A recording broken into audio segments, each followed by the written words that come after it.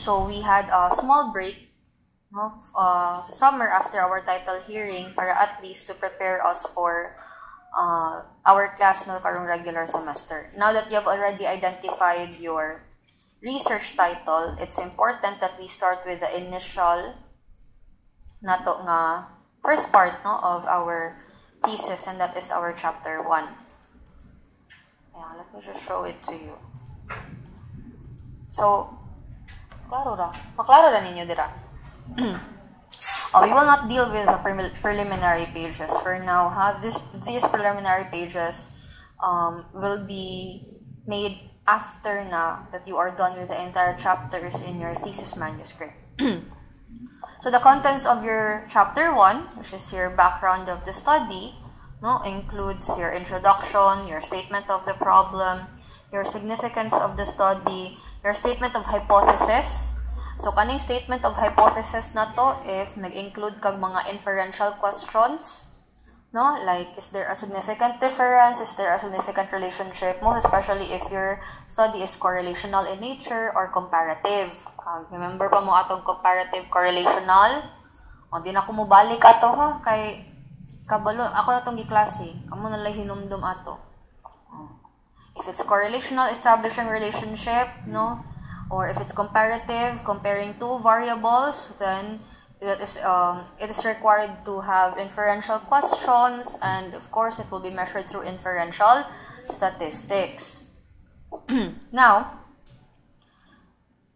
that is under your hypothesis, no? Nya pa na siya. Usually null hypothesis man jud ni ato because it's better if we reject or if we say null hypothesis, it's easier to defend actually. Then we have scope of the study and then definition of terms. So under your scope of the study, this includes unsa ang who, what, where, how, no, sa imong research paper, no? Your definition of terms includes terminologies that are defined operationally and conceptually and is often nga ato ang ma-encounter throughout the research process. But for now, we are just going to start first with the background of the study.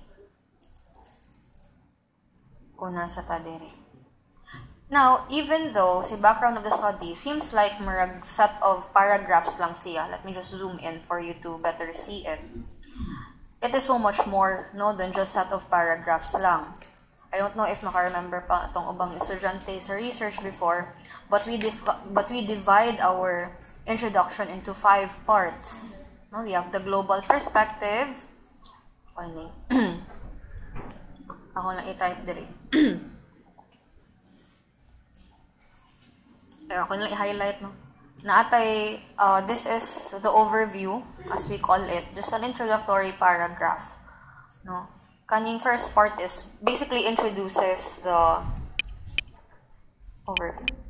introduces the nature of your study. No? Like, for example, if your study surrounds around sustainable tourism, you have to introduce first what is sustainable tourism. No?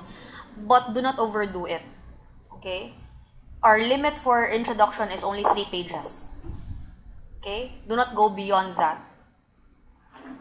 So we have our overview, which to be followed by our global perspective. Actually, overview is part na sa global perspective, no? Pero ato lang i-separate para wala may confusion. We have the global perspective.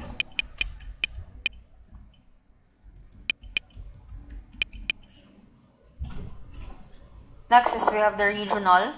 So global perspective is tibuok, no, from the global. Regional perspective, either you focus on ASEAN, produced research, or Asia. Ano sunod na content niya, no? Tagsa lang ka paragraph, no? This is regional perspective. Okay lang, don't worry, ako nang i-explain tagsa. And then local perspective, that includes the Philippines and San Carlos City, no? Asa man ang locality sa imong study? O, syempre, sa San Carlos. Kung si Paway. The last part, second to the last, is your gap in the literature. Now, this is very important. Mo dyan ginapangita every time that you have a defense, no? you need to establish your gap in the literature. Nga naman, this provides novelty. No? Justifying nga your research has novelty. Ngumingitag novelty, it's new, it's relevant, bago siya, wala pa siya na-studied before. Kay kung imong study class, na-studyhan na, mabitan anak ko ninyo nga, ayaw, di ba, kapag title hearing no, na duha ka group of almost identical og research, dili na pwede. Or dili ta pwede nga, kato mga nahimo na sa previous batches, inyo harang sundon. Pwede i-continue, pero dili pwede identical. Meaning, kung unsay mga areas nga wala nila na-cover, mooto ang inyong ipadayon. Pero dili pwede nga similar jud or identical. Kaya nga naman, there's no novelty anymore sa inyong research paper. Mayingon ganitag novelty class. Kaya ang purpose mong sa research is dili lang ingon para makagraduate ta ha. Ang purpose sa research is it can actually contribute to the community. It adds to the body of knowledge. So kung imong paper similar sa uban, dili siya unique, dili siya relevant, no? O wala siya novelty. There is no gap in the literature. It has already been filled in. So, imong i-justify. Sa diri nga statement, imong i-justify nga sa pila ka book authors, no? Research sa akong nabasahan. Dagay kong gipang site sila diri, no? Jones and Spafadora, United Nations. Bagis Jones Spafadora, no? Chand, Adriana Tesca, Snyman and Liu. Sa kadaghan nilag nabasa, wala pa rin sila na encounter nga research on San Carlos City, most especially sa its potentiality as an ecotourism destination, because we are slowly actually developing into an ecotourism destination, and we have Sipaoy Island for that, di ba? Na nagani sila itinerary na publish, no? Tour package day rather, no? Nga na publish, di ba? So kaning before na kuan si Sipaoy as an ecotourism destination, nastudihan ni siya sa batch nila nilang Kay Bayarkal, nakatong ahead pa siya ninyo og 2 years ba nga batch.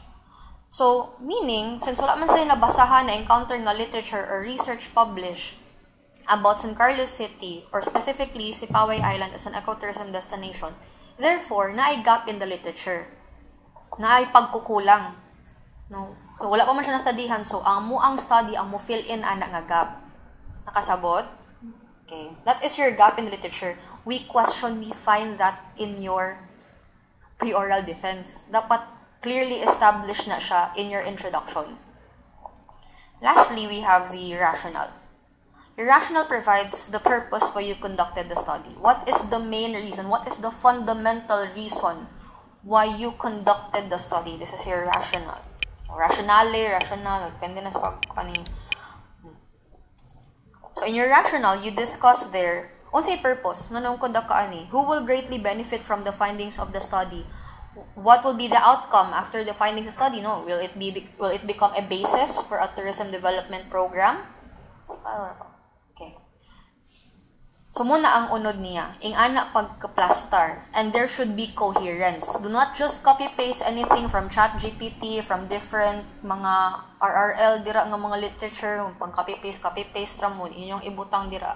That will not suffice. There should be coherence. May yung tag-coherence, ang imong paragraph sa pinakauna, make sense siya kung musunod siya sa second paragraph. Kanang more you're telling a story ba? Na una, imong introduce what is ecotourism according to UNWTO. Gani dapat ni siya pwede okay, karaan na kayo 2002. O according to Brophy in 2015. Dayon, pag sunod din mo, no, discuss din ka sa global perspective, there is a connection from your discussion sa previous paragraph. Masking lain-lain pa na nga author, ikaw na bahala anak mo himuog ka ng murag connecting ba nga statement. No, for example, furthermore, in another study by, nga na ba, no?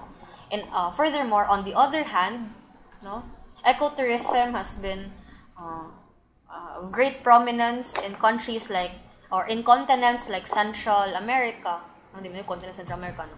North America, South America, nga anak.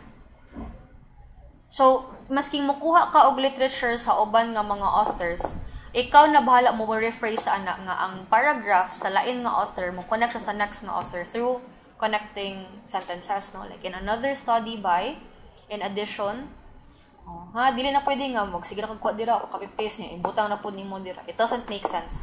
So kung ikaw mubasa pa lang ka from the first paragraph until the very end, it makes sense. Na una global. Tataod pag umay discuss in ASEAN, ecotourism is also yung anak ka prominente kay tungod countries like Thailand, ani Korea mo ni mauna. Example abi sa Asia di ay. So yung anak hatag ko no kag examples, no? Unsay current situation sa ecotourism dito sa Asia. In the Philippines, so personally, furthermore, ecotourism is officially defined in the Philippines as a form of sustainable tourism with natural and cultural heritage. Nila dayong sumpayan og moreover, the National Ecotourism Strategy views ecotourism as a direct response, blah blah blah, etc.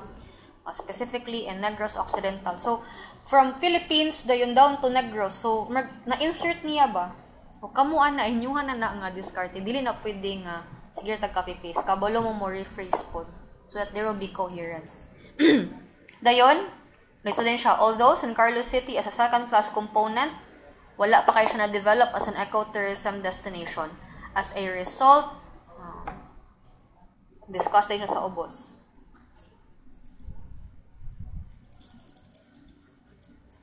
So, I will give you this format, no, on how to do it. Pero, ito saan kanan saan pag-plaster, how to get sources. Kadum nung pamutong paagi sa pagkuhag sources online, sa Google Scholar, sa Sci-Hub. So, una, ari sa talin na sa overview. Kung inyong nature is ecotourism, asa matamuag to sa Google Scholar, di ba? Actually, I'm not afraid of AI anymore as long as you are responsible in doing it.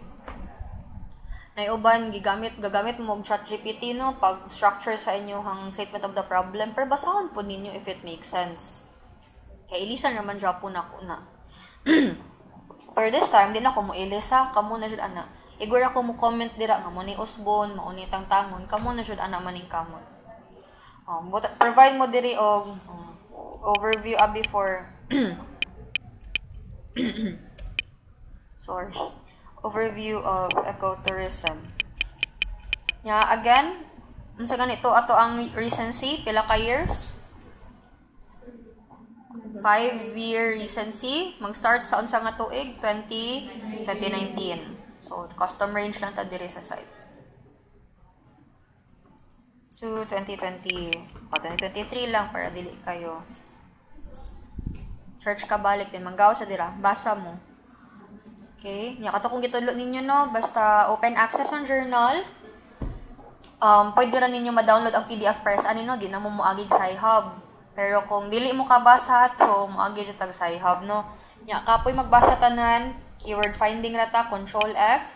Imo gawa sa babaw, then pangitaon nimo ang ecotourism nga word abi ang gusto nimo nga keyword. Dan na ay 125 results. Yung mura ng next dira. Skimming and scanning, rajud ka. Ha? So, ma'am, kung usabi ka, personally, ecotourism has been called many names, such as soft tourism, 1994. Ayaw lang hikwaang, kita lang kaglain pa jud dira nga mas recent. Dayon, kung nakikwaon diri nga paragraph, it's okay to use paraphraser, no? Like Quillbot. Pero ikaw jud ang mo encode, masangit unya mo sa Turnitin. Kato yung butang nga, kanang limited ra ko ang kuan sa English, ma'am, nya maglisod ko paraphrase kay dili man ingon nga word for word i-paraphrase ba. According to the study of Wall in 1994, he mentioned that ecotourism has been called by many names. So imong i-paraphrase dili siya word for word. Kay kung imo siyang i-copy paste ra ni siya, madakpan mo sa Turnitin. Iagi na ben ako inyong paper sa Turnitin. Plagiarism checker. Mabala na dyan na dira kung i-copy-paste sa tanan. Pwede niyo siya i-paraphrase, dayon, inyo nang i-encode manually. Okay? Dayon, kanang gamay ra, dili jud palabwan ang inyong page, inyong introduction. Tag 3 pages ra. Okay? O, kapag mo, ni imuhang gikuha as your overview. Ngita na po kaglaing sources diri about sa global perspective. Balik na po ka dito sa Google Scholar. Tana ka dira keywords mo global perspective. Pwede ta mag-chat GPT pero tudloan na lang ta mo ha para how to responsibly use it nga dili mo abusar ana nga di na mo kabalo magunahon na pud unsaon. Okay? Kaya we don't have to fear artificial intelligence. It is there for a reason. Arita ChatGPT, no?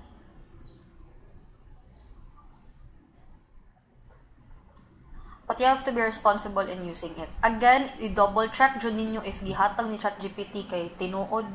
Na iba sa'yo, mag-imuhimo rabi sila authors. No? Nya, dili di na tinuod. Ga-offer sila og 4.0. So, kung mag-type mo dira, provide mo abini, for example, sa to ha. Nakoy gi-sample sa ko ang klase. Kani. Mali akong gisample sa akong klase sa masteral. Mama, sa pa kabalo 4.0 is the advanced version of ChatGPT. It can provide you with, let's say, 70 to 80% accuracy. Ngano dili 100% na uban hinimo.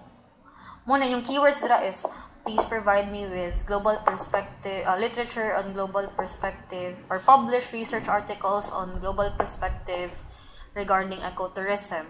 Hatag siya. Please provide in-text citations and references. Para na ay references. Para na ay... Asa to?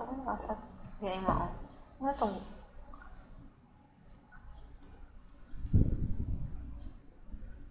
Nato diri. Nakoy example sa akong masteral. Yung ani ba? Hatag siyag mga... Yung ibutang 7th edition, APA 7th edition. So, nakingani na. So, pagkabalo ay 4.0. Work smart, not hard nito diri. Kani-kaning murag glitter sa ubos. Muni siya, i-click na. Pero, naara siya limit. Since free raman siya, siguro, morning ra magamit, hapon dili na. Or napoy time sa buntag nga, dili siya magamit, gabi na nimo siya magamit. Kay it's best for complex tasks, like research. Napoy Scholar GPT sa babaw. Hatag na siya og edtech na siya reference list. Bag-o pa. Isa pa ni 1985. Manay, mga ingani. Kung sa'y buhaton para responsible ta, i-search o sa mo kung tinuod ni. Kayang kuyaw ani, wala ni siya ga-exist.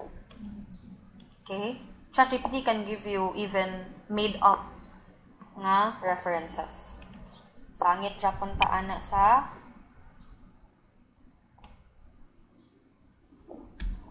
search mo sa Google kung tinuod ba jud.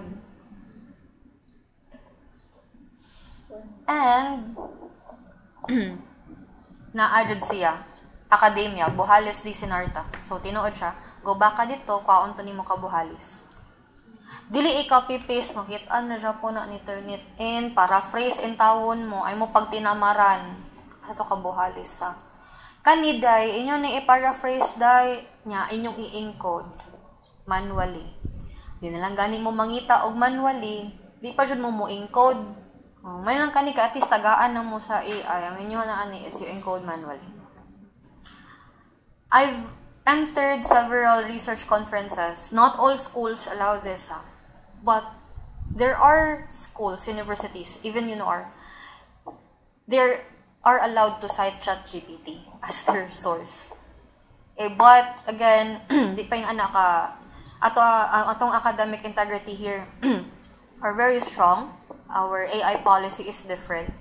You are allowed, actually we injected AI policy in our school handbook. You are allowed to utilize this for research. Sister Cleofe, our head sa research team, does not hinder you in using AI tools. It's easier for work, it's easier for research, as long as you think critically. Dili tanan nga inyong ikopya dira sakto. Double check jud mo. Di na lang manggani mo. Pero if you are very skeptical, we can go the manual way of looking for it. Kato kong gitudlo sa inyo, ha. Ngano I'm introducing ChatGPT for you. I have read several of your submissions to me. Di jud magkadimaong.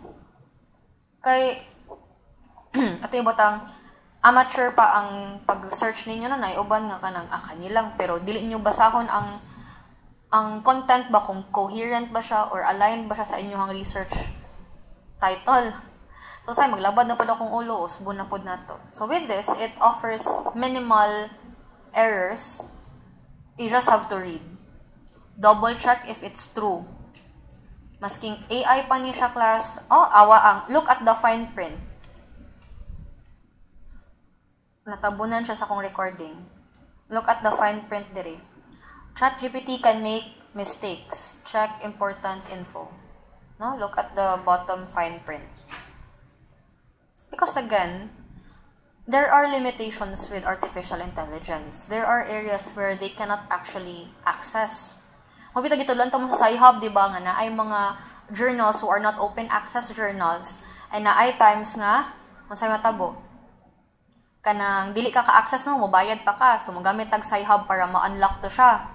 Unya, na po uban nga di ma-unlock ni Sci-Hub, kaya you have to really pay for the article. That's what other publishing mga research journals do. So, it limits you to access to further knowledge. Mo po na ang ChatGPT, di man niya ma-access tanan. Diba? Himo na lang siya, para na siya ikahatag sa imuha. Para di ka masuko niya. Charot. Para na siya mahatag sa imuha. I've encountered this several errors several times. Kay kanina nang gihatag niya diri, naiuban diri dili tinuod. Keywords ninyo is, provide detailed explanation, and then, with citations from 2019 and references. Butan dyan nyo. APA format. Okay, kung sa inyong itype nyo, muna po ihatag niya. Ay, kalimutan sa ito, APA 7th edition format. Dapat had 15% ra ato ang originality test sa Turnitin, ha? Meaning, wala dyan mo ni-rely mostly ni ChatGPT. You did your part. You did the rephrasing, paraphrase pod mo, no? Encode pod. Nakasabot ra. Okay, this is how to pagbalay ha. Syempre naatay unsa ganini mga in-text citations na to, no, kaning title sa author or asa siya na publish nga website kung walay author and year publish. When we cite, do not include the full name of the author, only the family name, comma, year publish. Pero ma'am, what if magsugod ko sa according to World Bank, dili siya end text ba? Para sa ni end text man nino, nasa last. Pag sulat nimo, ani na siya dapat. Ay, wait lang. According to World Bank 2020. So when we start with our in-text citation sa sinugdanan, ato siyang i-mention as part of the paragraph. So if we mention it, or if we mention it as part of the paragraph, dili siya end text, diba? Parsa ni morning end text, no? Kung ato siyang like according to the study, in the study of, mga na atong kwan din, ato siyang i-mention on the first part of the paragraph. We remove it from the parenthesis and we only leave the year published. Ha? Pero kung sa last ka, naadili ang last name sa author and then year published. Okay? Siyempre, wala man tayo nag-start with according to the study of Brophy in 2015. So, kuan ra? Sa end text lang siya. Tikan mo several options on how to do it. Unya, ato ibutang sa ka paragraph tulo ka author, kung asa ra nga paragraph nimo siya gi-cite, dira ra pud ibutang ang author. Di na nimo ingon nga sa tibok paragraph si Jones and Spafadora imong gi-cite ana kay na may part sa paragraph nga dili siya nagsulti para sa ani kaning nga part si Chand in 2020 man ang nagsulat ani. And kani si Adriana Antesca. Okay? Kasabot transan pag-cite nyang APA 7th edition format na to ing ani no makatag naman sa ChatGPT no. Last name tayon mo niyang first name pero naka abbreviate, no, so kuan siya Buhales mo niyang last name person na Ramirez, C yung ana and Sinarta kung duha ka author na ampersand pero kung more than let's say 5 et al na no katong and other, so kani pwede pa ni actually sa APA 7th edition masking 5 pa na ka author murag siyo lang 5 imong isulti. Pero pwede mo hatag naman ni sila ani no. Dayon sa kabalong pagplaster ha tuluan ta mo daan. Masking naa pa ning mga AI dapat kabalong mo sa manual nga paghimo. So pagplaster mo last name, and yung first name dira naka-abbreviate lang na no. Dayon i-arrange according to alphabetical. So, masking walay ambag sa letter A ug apelyido, pero siya'y pinakauna sa kuan, alphabetical order siya, ibutang dira. Et al na lang jutang tanan ani, no? 2019 i-enclose, so ang year published is enclosed in a parenthesis. Title of the article, Real-Time Co-Creation of Nowness Service. If it's published in a research journal, itong research journal, di ba, compilation sa mga research articles man ng research journal, no? It has to be italicized. Basta APA 7th edition format. Unsa ning 36 and 5. This is the volume and issue number sa journal. Followed by unsa nga pages sa journal malocate ang lessons from tourism and hospitality nga article. Pages 563 to 582. And we have our digital object identifier. It's different from this one ha, nga HTTPS. Kung website ninyo gikuha ang inyong article, HTTPS nga URL link ang ihatag. The DOI, mabalaan nimo nga gikan siya sa research journal kay kani ang yang link na ay DOI sa sinugdanan. Unsay meaning sa DOI? DOI stands for Digital Object Identifier, DOI. Digital Object Identifier. Basta makita mo ani, assured na mo nga it is published in a research journal. What is the purpose of the DOI? From the word itself, no, it's an identifier. No, when you click this one, it will automatically redirect you to the article. So, ito ibutang, na ako'y DOI, pero nalimot ko asa siya nga research journal na publish. As long as you have the DOI, you can locate the article. So, sa ako asad, those who followed me on Instagram, na ako'y gibutang nga DOI link dito sa ako ang published paper sa Philippine Social Science Journal. That is my specific link sa katong akong article nga Potential of San Carlos City as a MICE tourism destination. Meaning, kada article nga published sa research journal na siya specific DOI. We will push through ha nga kamo nga batch, ang first batch nga makapublish sa research journal. Ngita lang tagbarato nga publisher para dili pud sakit sa bulsa, no? Publishing fee raw mo dagag 10,000 sa mga mahalon nga journal. Pero ang mga baratohon nara sa mga 1,500, no? Ang makaya. 10,000 sakit. Ano mga Elsevier kaninyo mga gipangkuhaan og mga articles. Pero the one good thing is, pero dili ta magpataka og apply ha. There are predatory journals. Unsa man ning predatory journals? Pabayaron mo, dayon kwaon na inyong paper, kunya they will earn money from it, no? At the same time, pwede pakawaton imong paper na they will claim it as their own, no? So there's a possibility if you get your papers published, pwede po siya kung mag-imo mo og Google Scholar account ha, pwede po siya ma-appeal sa inyong dili ni mo. Sorry, sayop din. Pwede ninyo siya kita sa inyong Google Scholar. Pwede siya makita sa Google Scholar, makita sa Google Scholar account. Of course, ani. Duha na ning site na ako. Malipay, pag bita ba sa site. So, ikan na. No? Ngayon ako na-publish. Nani siya DOI. Itong DOI, ano niya, ha?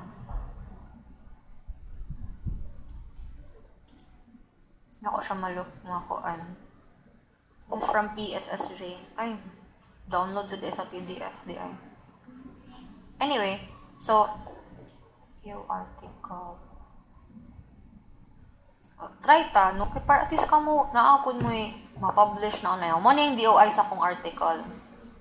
Kaning ORCID number para ni sa researcher. For example, na ginahan makig co-researcher sa ako nya nalimot man siya, wala siya email na ako, pwede rin siya po ko niya malocate akong mga details ako ang ORCID. So sa ORCID number na ko, siya kanang mong number as a researcher ba, ikaw mahimo kag ORCID account na yun, nadira makita imong mga na-publish na papers. Mayroon po siya imuhang koan. Sa ML pa na kanang mag-imuhang. So no, kanang kini mo ba? So anyway, mo na siya. DOI is to identify your article, the ORCID number, na di ORCID, no? So identify the researcher. Balik ta. So, mao na siya ha. Mao na ang inyong himuon basta mag-reference list mo. every time na namoy kwaon online, parisan siya ninyong reference list. Okay? Para saan no, maghimo abi sila og introduction. Kuha na lang ang own experience. Para saan ako tiwas ko sa akong dissertation ron. This is my paper. So, parisan dyan ako na og kanang kanino, mga dissertation resources na ako. O, kuan lang, medyo gubot lang dyan no, kaya wala pa na ako siya na-arrange. Pero ako nang gipambutang dira para every time nga na ako'y madungag nga paragraph sa ako ang thesis, ginabutang na ako siya diri. Ha? Kay malimot unya mo ba? Magpares biya dyan na kay mag-cross-referencing mi had. No, not cross-referencing. Kana mag-cross-checking the imi. Dapat, kung sa inyong gisite dira sa paragraph, no, sa inyong introduction, dapat magawas po yung reference list. Ha? Bahala ging ani kini siya kagubot, ma-finalize naman ni siya, basta nanan yung paper, no? Para sa ani, sa to kong kani, siya kong dissertation. Wala pa ni na human. Nya, para saan ni? Na may reference list. Okay? Kuyog siya. Muna siya kung gipang butang sa kong RRL, introduction ako. Kasabot na, saan pag-plaster no, saan pag-in-text, citation, ya pag-plaster sa inyo ang reference list. Muhatag na si AI, pero at least kabalo mo sa plastada ha. Ma'am, kung dili abi siya sa journal na publish, italicize ba na mo ang title sa asa siya na publish? Dili na. Ang italicize is intended for research journals. Samtang wala pa mo ka-publish yung paper sa research journal, it's safe to have at least 10 research journals kay mo na ang qualification for publishable paper.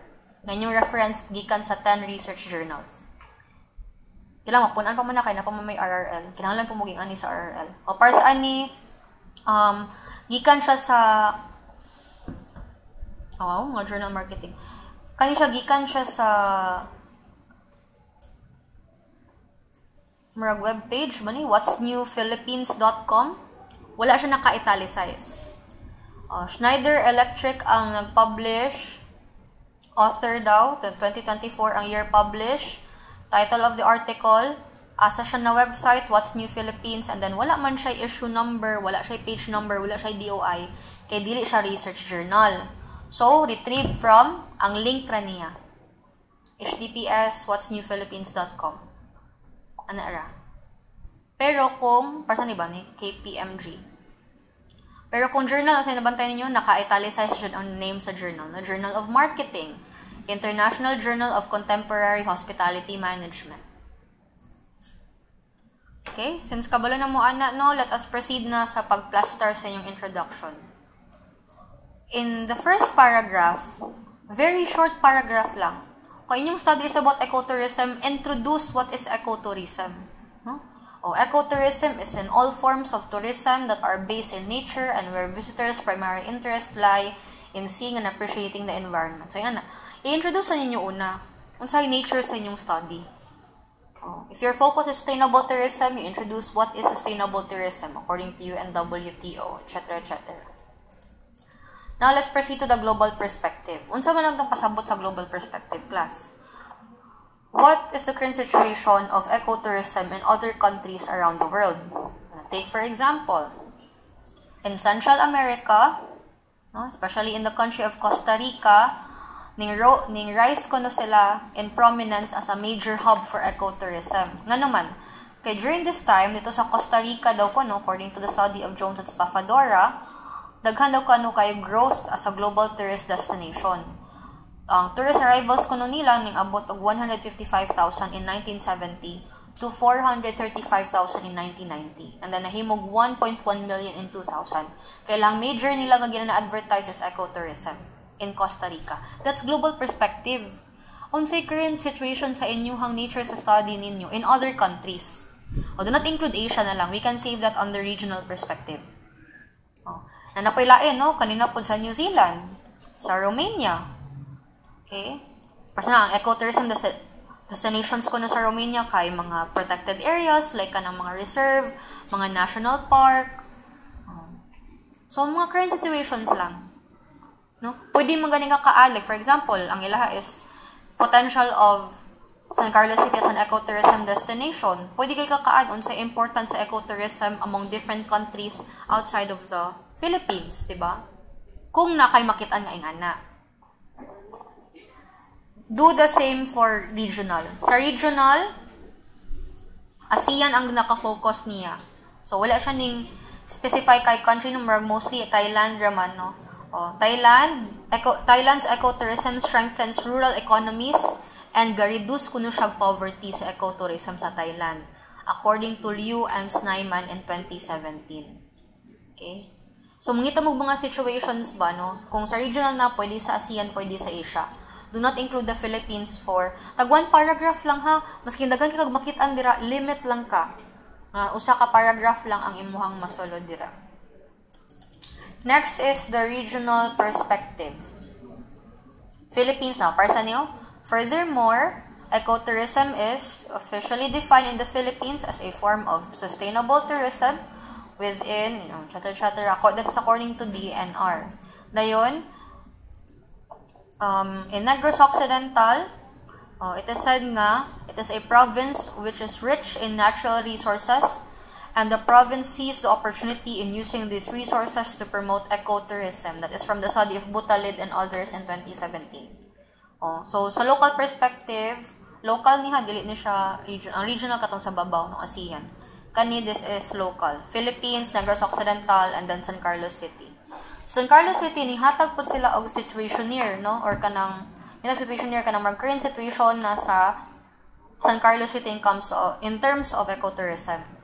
So, nakabutang din no nga second-class component city si San Carlos City, pero dili pa siya fully developed as an ecotourism destination.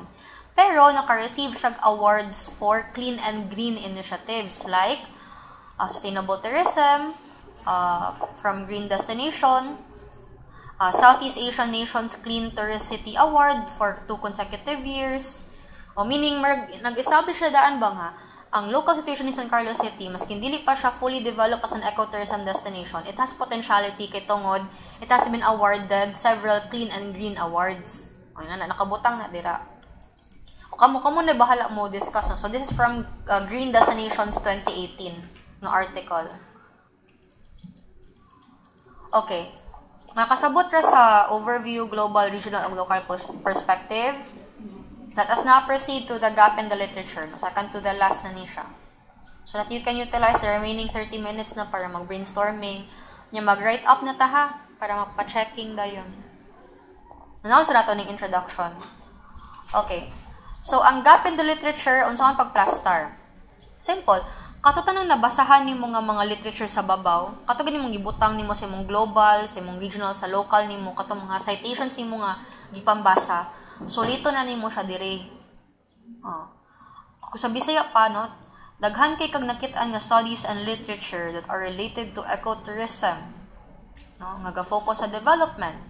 Like sa study ni Jones and Spafadora, na apoy talk about sustainability according to United Nations. Kato ganing mga gipang mention nimo sa babaw, unsa man to ilhang gipang mention, ang usa is about sustainability, di ba?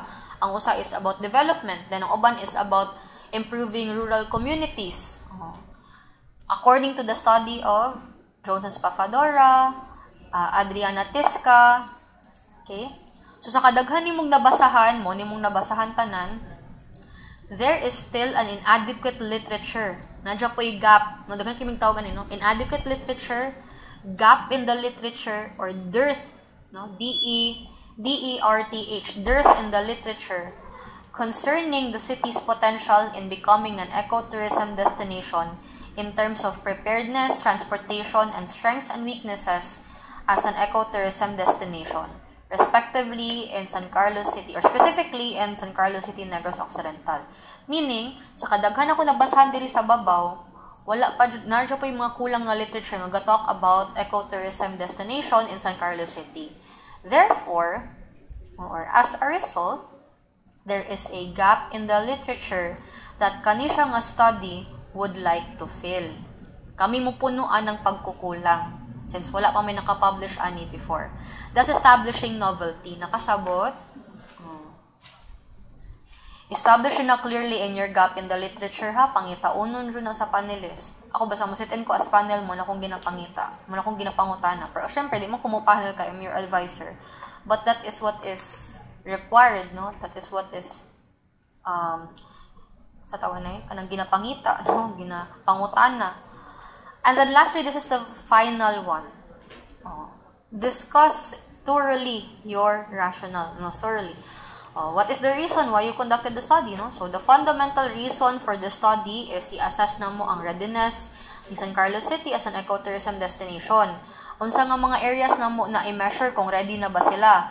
Ready na ba sila in terms of programs, projects, activities of legislation in making San Carlos City as an ecotourism destination, di ba? So, ang sa purpose, ang study ani is mo aim siya in discovering the challenges and opportunities of San Carlos City as an ecotourism destination. Alam din ni kakisha day no?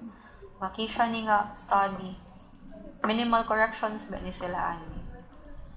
So, kung mag-propose pa jud mo like the findings of this study is inyo pong himon as basis for the improvement of the tourism development plan, ibutang po dire.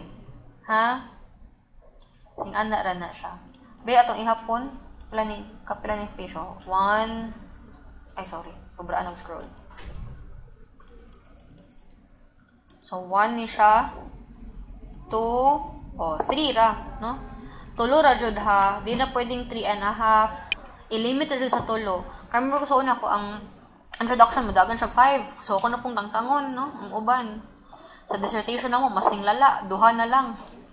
Yung magtagbaw ko congest wakay choice. You have to remove katong you feel nga dili kay siya needed and then just remain what is necessary. Okay? I have provided you with the tools ha. You are very fortunate because during my time when I did my college thesis, undergraduate thesis, library ra jud me, wala mi internet, wala mi Google Scholar, wala mi AI. When I did my master thesis, wala ko'y ChatGPT nga mutabag pangitan ako sa RRL nako. I had to do everything, kabalo mo sa kapoy, di ba? Magtumong Google Scholar, magbasa pa mo dito, mag-identify pa mo. Kung na may makita nito nga dili mao, ngita na pud muglain, di ba? Kapoy biya siya. Karon nga nag-dissertation ko, and then we are allowed to utilize these tools. And I'm also allowing you to utilize these tools. Do it in a way nga makat-on pud mo, dili magsalig, ha? Kaya ta kabalo sin puhon ninyo bisan ginahan mag-masters after ani, no?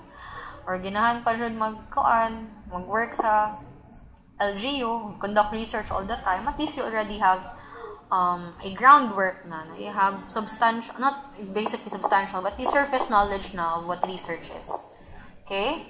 Nakasabot ta, dili ipairal ang ato ang kuanha nga, kapoy man, ako lang i-copy-paste. Masangit rapon mo sa Turnitin na to. Kabayad ra ba mo ana, kami ga-utilize pod ni ana. And Turnitin compared to Grammarly is very strict, no?